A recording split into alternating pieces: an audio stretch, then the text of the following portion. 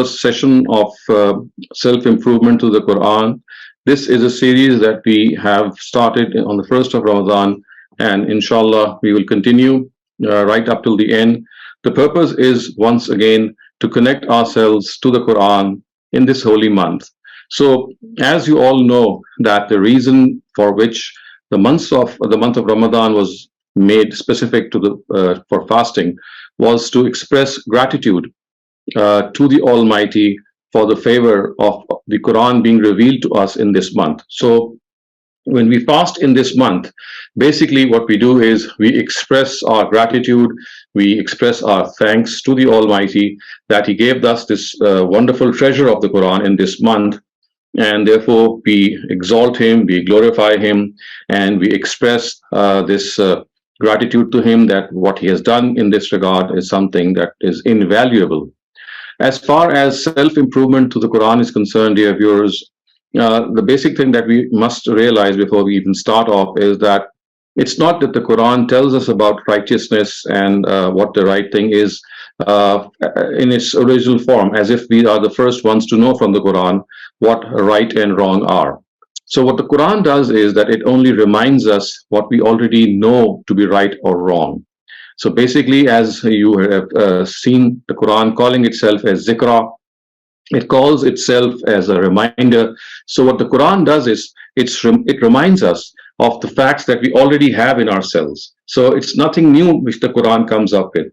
Its divine language, the diction that it adopts, the forceful nature in which it presents its arguments, they are much like that reminder that we often find ourselves to be missing.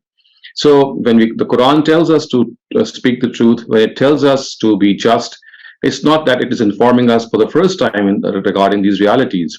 These realities are ingrained in us. We already know what truth is. We already know what justice is.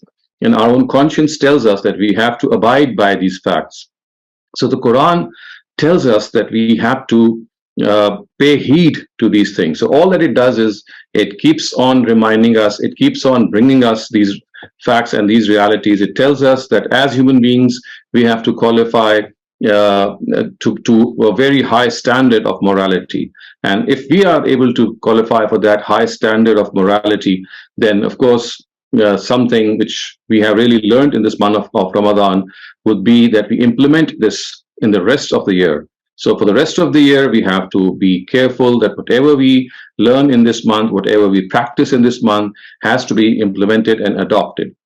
The portion of the Quran that we are going to study today is a very famous part of the Quran, especially it is something that all of us are aware of regarding personal development. This personal development, you will see, is reflected very deeply in the text that we are going to study at this instant. So I'm just going to share my screen with you regarding our first lesson, and these are verses from Surah Al-Furqan. So Surah Al-Furqan, these verses are from 63 to 71. And I'm just going to read out these verses before you and also translate them. So the words are وَعِبَادُ الرَّحْمَنِ الَّذِينَ يَمْشُونَ عَلَى الْأَرْضِ هَوْنًا وَإِذَا خَاطَبَهُمُ الْجَاهِلُونَ قَالُوا سَلَامًا. And the servants of the Most Merciful are those who walk humbly on the earth, and when people in rage argue with them, they say peace and withdraw. So this is the first trait which is mentioned vis-a-vis the qualities which a person who professes faith in the Almighty is concerned. And remember how the Quran calls that person. He says that he is Ibadur Rahman. He is amongst the servants of the Almighty who serves Him, who is a person who would like to be admitted amongst God's favored ones. So the first thing which is mentioned is وَعِبَادُ الرَّحْمَنِ الَّذِينَ يَمْشُونَ عَلَى الْأَرْضِ هَوْنًا وَإِذَا خَاطَبَهُمُ الْجَاهِلُونَ قَالُوا سَلَامًا. And the servants of the Most Merciful are those who walk humbly on the earth, and when people in rage argue with them, they say peace and withdraw. So we have to understand what the Quran is telling us here, that as far as arguing with people are concerned who are in rage, the servants of the Most Merciful, they don't engage with such people. In fact, the very first thing which is mentioned here is that they walk humbly on this earth. They do not in any way present themselves as arrogant people. The first thing that we see of a person when we witness him or her drawing close to ourselves, is the way he or she would walk, the gait adopted. So the very first thing which the Quran tells us, that these people, they are ones who walk humbly on the gate, on the earth of the Almighty. They don't look arrogant. This arrogance is not found in them.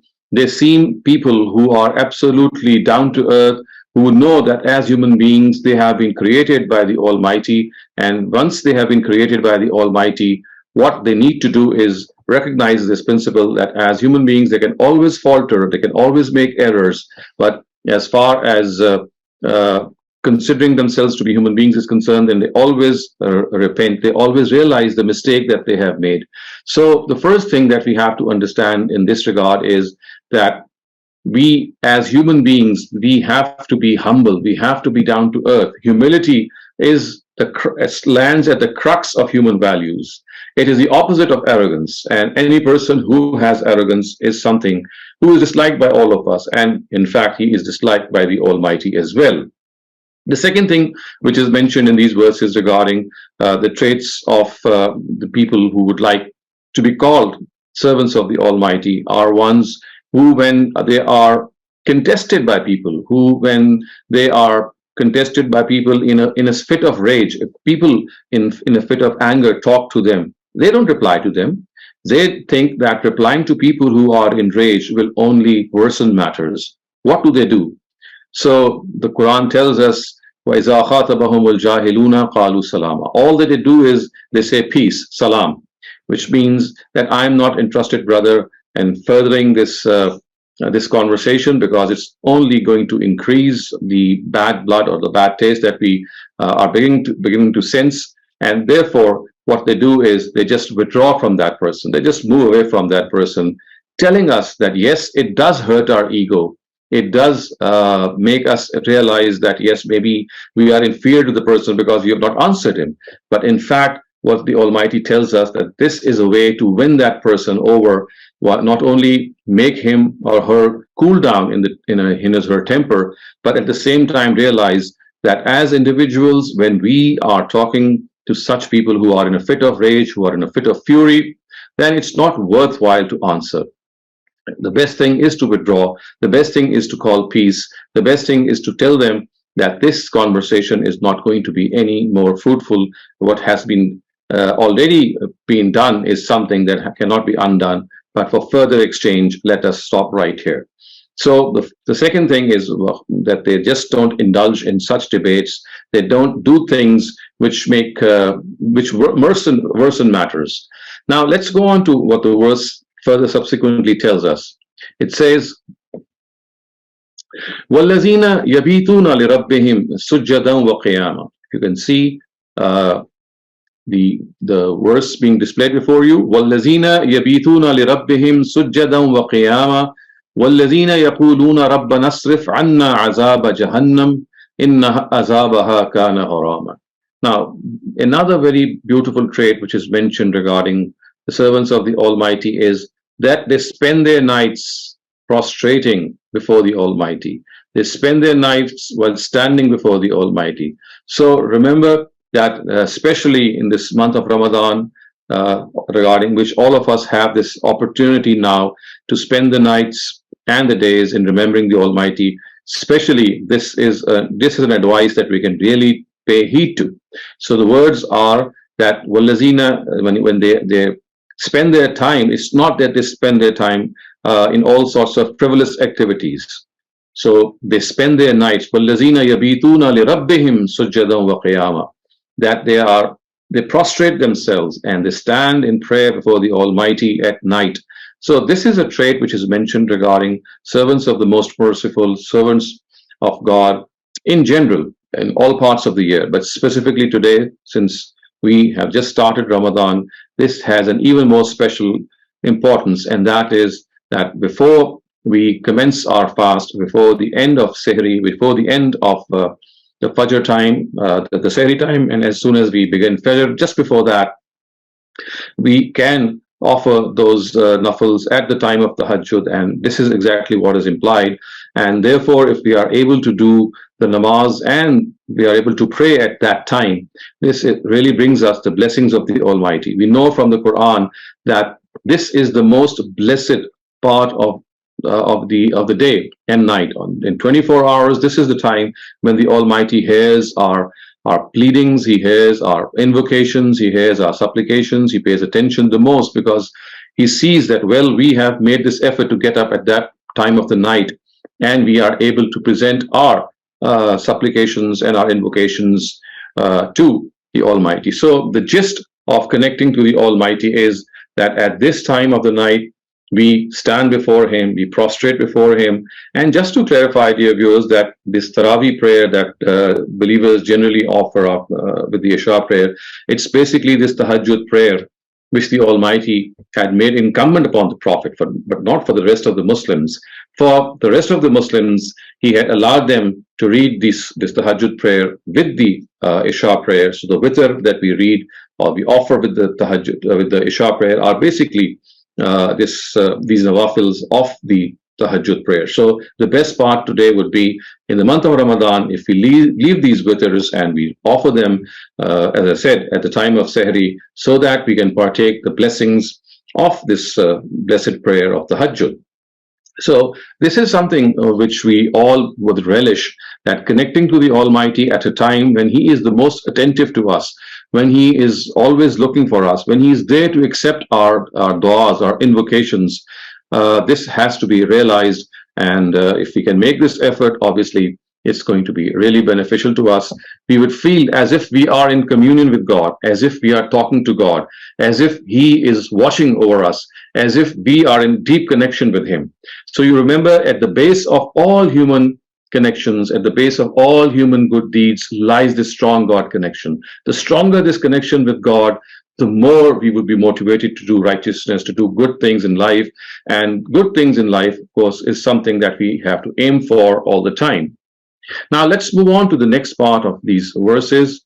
So we just studied the third trait, which is that وَالَّذِينَ يَبِيتُونَ لِرَبِّهِمْ سُجَّدًا وَقِيَامًا. And now it says وَالَّذِينَ يَقُولُونَ رَبَّنَا اصْرِفْ عَنَّا عَذَابَ جَهَنَّمَ إِنَّ عَذَابَهَا كَانَ غَرَامًا.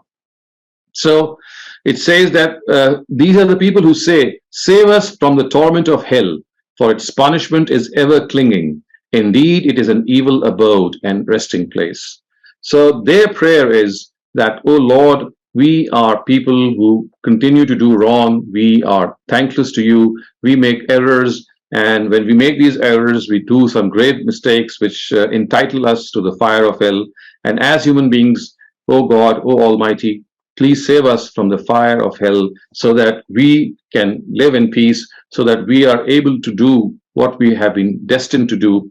As human beings, all of us make errors. As human beings, all of us make mistakes. But what we learn from the Quran is that it's not the mistake or the sin which counts as much as our repentance after it.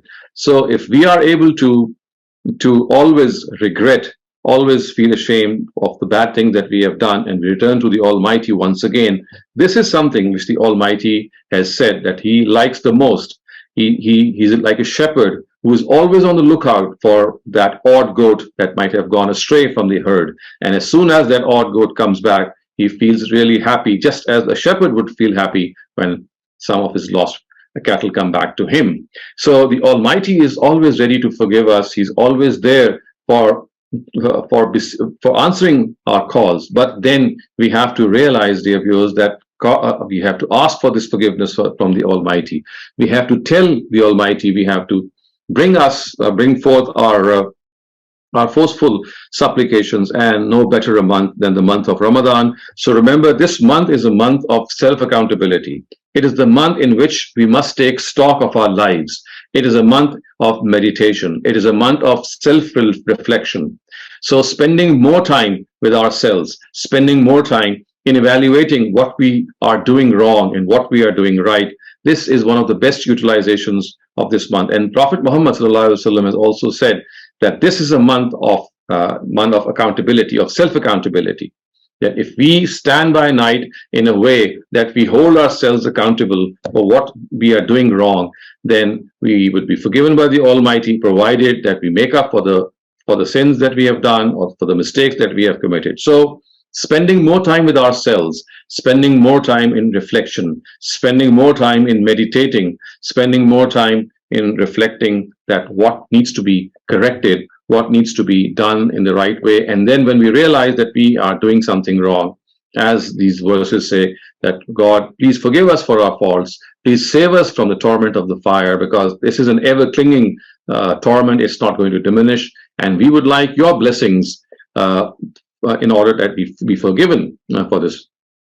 And then, as you see that the verses go on, وَالَّذِينَ إِذَا أَنفَقُوا لَمْ يُسْرِفُوا وَلَمْ يَقْتُرُوا وَكَانَ بَيْنَ ذَلِكَ قَوَامًا. So it's not just that they are spending their time worshipping the Almighty, prostrating before Him. One of the most coveted traits are that they are people who, when they spend, are neither extravagant nor miserly.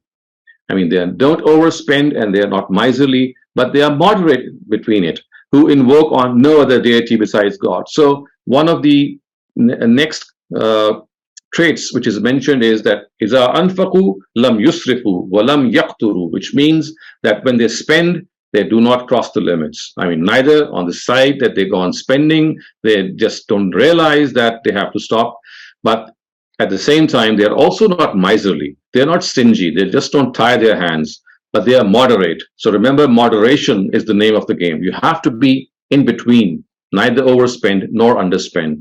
Always realize that the wealth you have is something which God has given you, in which the best part is that not only should we use this wealth for our own well-being, for our own upkeep, but also to share it with other people.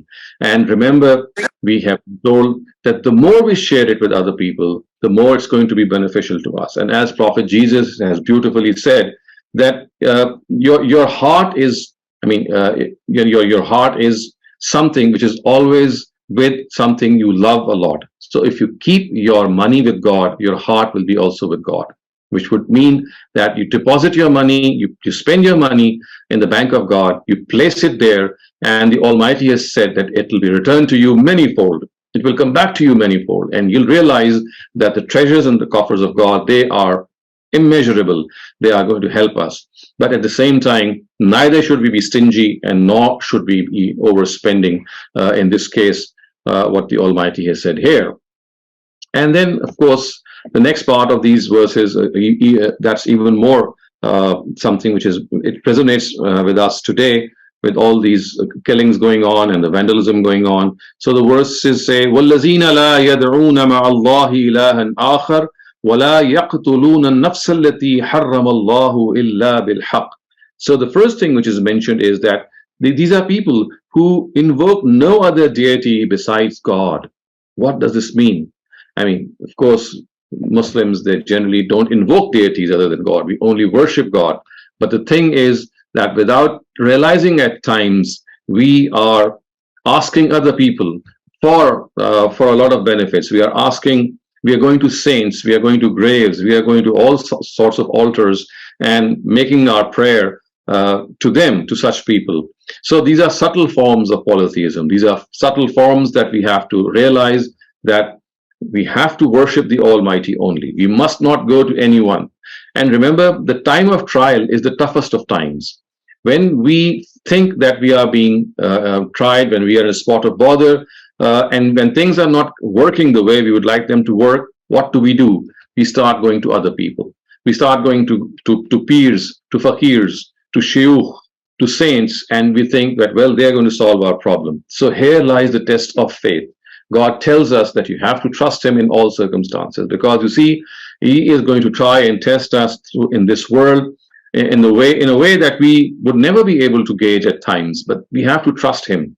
We might be tested through the loss of a very dear one. We might be tested through financial constraints. We might be tested through ailments and sicknesses, but this should not waver our trust in God. We should come closer to God even more in these circumstances. So remember, in normal circumstances, we always do what we are required to do. But in these telling circumstances, in these circumstances in which we are pushed, that we at times knock at the door of someone else. And it is here that we have to realize, no, we come what may, we have to knock the door of God always and not go to anyone else. So وَالَّذِينَ لَا يَدْعُونَ مَعَ اللَّهِ إِلَٰهًا آخَرَ, and then it says وَلَا يَقْتُلُونَ النَّفْسَ الَّتِي حَرَّمَ اللَّهُ إِلَّا بِالْحَقِّ. And they are the ones who never kill any other person, except, of course, on the basis of some pretext. For example, if they have killed someone, in return for that, the person who has killed would be presented as a person from whom qisas has to be taken, and that too by the state.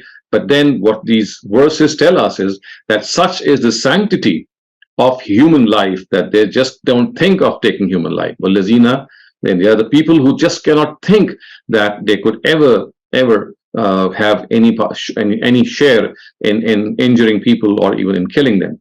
And then, of course, as I said, these are the three major crimes which we people think they have been mentioned in the Quran, one after the other. So one of them is polytheism, the other one is murder or injury, and then finally is wala yaznun, they do not commit adultery. So remember, committing adultery, committing fornication, this is something which is also prohibited. And the family system, which is envisaged by the Quran, the family system which we have been given by the Quran, is protecting this very, very important purpose of preserving the family itself. So when we indulge in extramarital relations, we are actually playing havoc with this institution. And that is the precise reason for which adultery and extramarital relations are forbidden. And the starting point of these extramarital relations, dear viewers, is our eye. These are eyes. They are our eyes. If we don't let them take undue liberty, if we don't stare at the opposite gender, if we guard our gazes, we will keep ourselves in check at the very start. We would nip the evil in the bud, so to speak. So in order to remain pure from inside, in order to remain protected from inside, it is essential that we always guard our gaze and not let them take undue liberty. If we are able to do that, the rest of the things, they are going to fall in their place, and believers would never be given this opportunity, or they will never find this opportunity to go as far as violate the sanctity of this institution by committing adultery. So this is another very important directive which has been given in this verse. And then it says, وَمَنْ يَفْعَلْ ذَلِكَ يَلْقَ أَثَامًا. Yani, a person who does these things, he has to remember, this is not something ordinary. This is not something that is going to just stay like that. But the Quran says that a person who does these wrongs shall meet the consequences of his sins. And then on the day of judgment, his torment will increase. So it says, يُضَاعَفْ لَهُ الْعَذَابُ يَوْمَ الْقِيَامَةِ وَيَخْلُدْ فِيهِ مُهَانًا. So on the day of judgment, his torment will increase gradually, and in disgrace he shall abide in it forever. So we once again turn to these verses, and they tell us that if we are people who are always floundering, we are always floundering these directives of the Almighty, we are always making excuse to bypass these directives, then remember, this is a fate that is destined to us. His torment will befall us on the day of judgment, and it's not going to be an ordinary torment. It's going to increase. It's like an ever-increasing gradient that will be faced. And yes, the Quran says there still is a way out of it. And what is that? إِلَّا مَنْ تَابَ وَآمَنَ وَعَمِلَ عَمَلًا صَالِحًا فَأُولَٰئِكَ يُبَدِّلُ اللَّهُ سَيِّئَاتِهِمْ حَسَنَاتٍ. Except those who repent, accept faith, and do righteous deeds, for them God will change their vices to virtues. Imagine what these verses have said. إِلَّا مَنْ تَابَ وَآمَنَ وَعَمِلَ عَمَلًا صَالِحًا. So the verses say people who repent, accept faith, and do righteous deeds. They once again accept the fact that they are people who have been made by the Almighty. They must profess faith in Him, do righteous deeds, and God says for them He will change their vices into virtues, which is like a bonus that we can all think of. So فَأُولَٰئِكَ يُبَدِّلُ اللَّهُ سَيِّئَاتِهِمْ حَسَنَاتٍ وَكَانَ اللَّهُ غَفُورًا رَحِيمًا. And God is merciful and forgiving. And then it says, وَمَنْ تَابَ وَعَمِلَ صَالِحًا فَإِنَّهُ يَتُوبُ إِلَى اللَّهِ مَتَابًا. And he who repents and does righteous deeds, in fact, returns to God. So therefore, righteousness is something which brings us closer to God. It is something that brings us and makes us people who are now close to their Creator. So, my dear viewers, this brings me to an end for today's lesson. We have seen how beautifully the Quran reminds us of the realities that we have this cognizance of these realities already in ourselves. We know that walking humbly on the earth, presenting ourselves as human beings, and at the same time realizing that we must not engage in aggression with people. We must give them the benefit of the doubt, as well as try to disentangle from any discussion and debate which might lead to extreme results. And then at the same time, we connect to the Almighty. We are always there to find a way towards Him, and we avoid these major sins. And as I just said earlier on, all these things are things which we already know of, whose heinousness we know of, and whose positivity at the same time we also know of. All that the Quran has done here today is to remind us of these facts and these realities. So, my dear viewers, if you have any questions regarding what we have discussed, or any other question that you'd like to pose, I'm available for answering. Assalamu alaikum, Dr. Shehzad and dear participants. Thank you, Dr. Shehzad, for the commencement of this series so that the Muslims could use these precious moments of Ramadan to reflect on Quran's message and take stock of themselves. What's better time to remind oneself to adopt dignity and humility by conducting themselves than this month? We will now have a brief question and answer session. Because it was the first session, we had a longer talk. Naveed Irfan, you may unmute your mic and ask the first question, please. जी अस्सलाम वालेकुम रहमतुल्लाहि व बरकातहू। मेरा सवाल ये है कि जो तरावी की नमाज है, अगर मैं ये नमाज मतलब जो सहरी के पहले उठ के अगर तहज्जुद की ही नमाज पढ़ लूँ मैं, और रात को तरावी की नमाज ना पढ़ूँ, और उस वक्त मैं कुरान का मुताला करूँ, कुरान को समझ के और उस पर गौर व फिक्र करूँ, तो क्या ये बेहतर होगा, या मतलब कि तरावी की नमाज इज्तिमाइयत से पढ़ूँ वो बेहतर है? We have to understand that as far as the Taraweeh prayer is concerned, it is basically the Tahajjud prayer which was allowed to be offered with the Isha prayer. So offering it with the Isha prayer is the second best option. The Prophet never did so. The earliest Muslims never did so. This is a practice which was actually instituted by Umar radhiyallahu anhu in his own rule, under his own rule.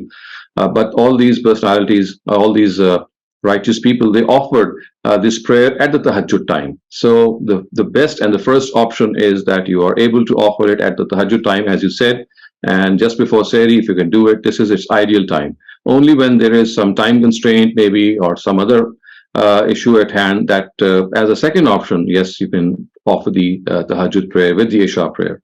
Ruhina Hashmi, you may unmute your mic now. Thank you for the lecture, Dr. I have a very quick question, basically. You mentioned that it is important to spend time in Ibadah, specifically after Sehri time, before Fajr time, and even close to Maghrib time. But the reality is that, likewise, right now, I'm standing in the kitchen preparing iftari, and I don't think I'm the only woman to do so. Why is it such a difficult task to get through to people, to men, to families, that women have as much of a right of ibadah, of prayer, of seclusion as men do? Why is it assumed, and can we do anything about it? Why is it assumed that only whenever you say you should spend time in ibadah, you also mean me as a woman and not just the brothers here?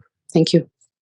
This is a very sorry story, and I share your sentiments, and I truly feel sad that this happens, and unfortunately it's happening unchecked all over the globe.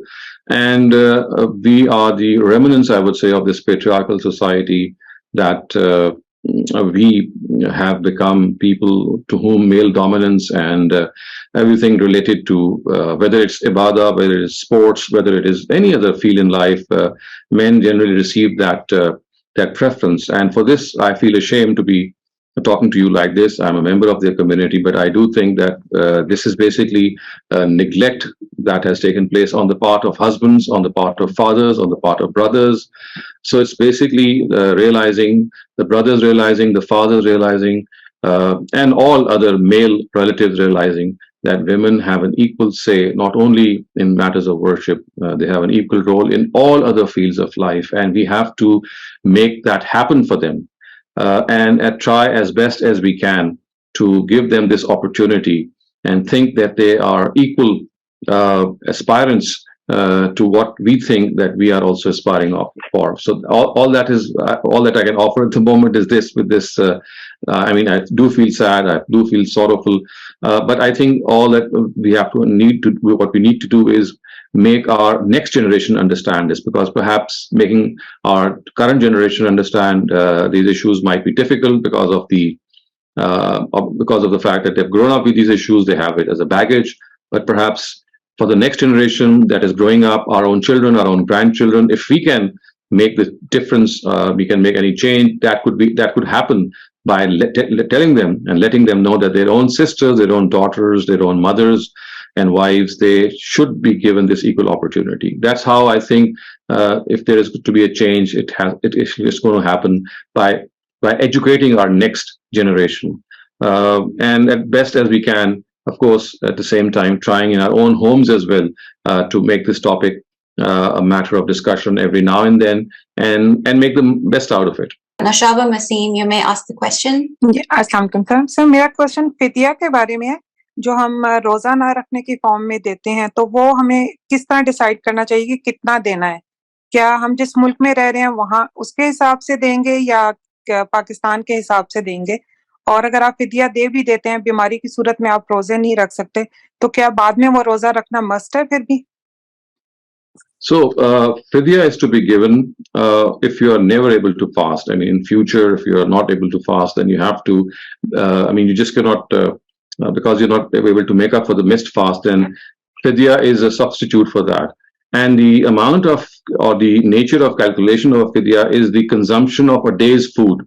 So whatever you eat in one day, like 3 meals that you have in one day, just calculate their amount in currency. So what you can do is that you give that amount to any poor person, or you can feed any person with that day's meal. So the option is with you. Either you calculate the amount in currency, or you give the meal itself, the 3 meals of one day. And the extent or the nature of those meals should be the ones that we or you eat. The person who's giving the fidya, the standard that of the food should be the same as is cooked generally in your home. अगर हम जिस तरह बाहर रहते हैं US में, तो वहाँ का फिदिया डिफरेंट है, और हम अगर पाकिस्तान पैसे भेजते हैं तो वहाँ का फिदिया जो उलमा के मुताबिक कैलकुलेटेड है वो डिफरेंट है. तो I'm telling you the way that you calculate the fidya is regardless of where you're living. I mean, you have to calculate fidya regarding the amount of food that you consume in one day. What is the cost of the food that you consume one day? So it could be an X amount in the US, it could be a Y amount in Australia, it could be a Z amount in Pakistan and any other country. So it is a day's meal. I mean, the 3 meals that you have in a day, wherever you are living. So the meals you have in that day, you can give those 3 meals, or you convert those 3 meals into currency, the currency of your local currency, wherever you're living, and can give that money away as charity. Okay, thank you, sir.